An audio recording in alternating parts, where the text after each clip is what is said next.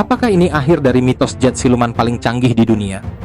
Iran mengklaim 2 F-35 Israel berhasil ditembak jatuh, bukan oleh rudal hipersonik, bukan oleh stealth fighter generasi kelima lainnya, tapi oleh sistem pertahanan udara Iran yang selama ini dianggap usang dan ketinggalan zaman.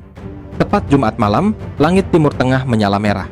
Israel menyerang fasilitas militer dan nuklir Iran, dan beberapa jam kemudian, Teheran membalas dengan cara yang belum pernah dilakukan sejak Revolusi 1979. Ratusan drone Shahed dan puluhan rudal balistik diluncurkan langsung dari Shiraz dan Isfahan, menembus langit malam, menuju jantung pertahanan Israel. Sirene meraung di Tel Aviv dan Yerusalem.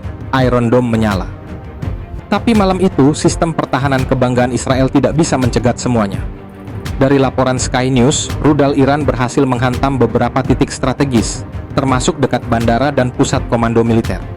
34 warga dilaporkan terluka, sebagian besar akibat ledakan dan puing-puing. Tapi bukan itu yang membuat dunia militer membelalakan mata.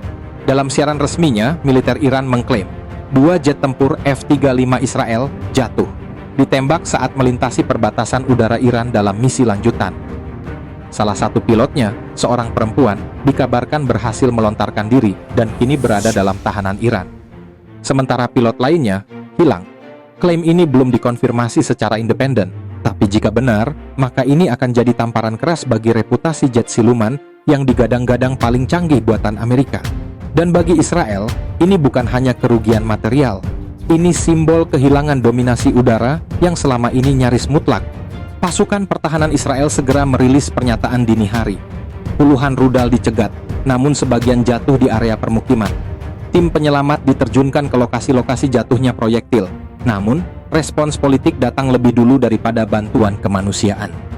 Perdana Menteri Netanyahu dalam siaran video mengklaim bahwa Israel telah menghancurkan beberapa fasilitas peluncur Iran dan menyatakan akan melanjutkan kampanye militer sampai ancaman benar-benar hilang. Tapi ia juga menyisipkan pesan kepada rakyat Iran agar bangkit dan melawan rezim mereka. Pernyataan yang langsung dibalas Ayatollah Ali Khamenei lewat media sosial. Iran tidak akan membiarkan serangan tabrak lari. Kami akan memberikan pukulan berat.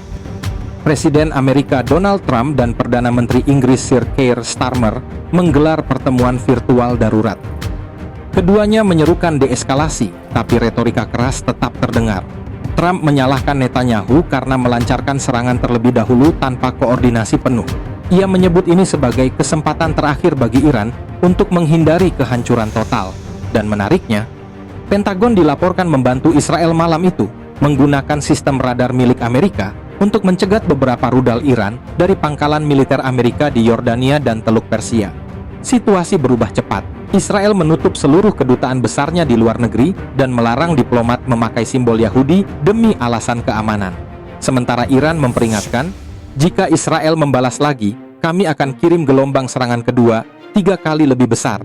Ini bukan lagi perang proksi, namun telah menjadi konfrontasi terbuka. Kini satu pertanyaan menggantung di udara.